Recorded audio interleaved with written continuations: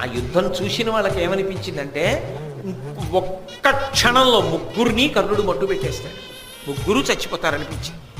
అప్పుడు శల్యుడు జోక్యం చేసుకున్నాడు. అదే సమయానికి భీముడు దుర్యోధనుణ్ణి ఆక్రమించి దుర్యోధనుణ్ణి చంపడానికి సిద్ధమవుతున్నాడు. దుర్యోధనుడు భీముడికి దొరికాడు, ధర్మరాజు నకులుడు సహదేవుడు కర్ణుడికి దొరికాడు.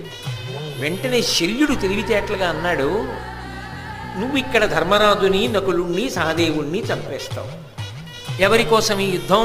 అది ఒకడు చచ్చిపోవడానికి సిద్ధంగా ఉన్నాడు దుర్యోధనుడు.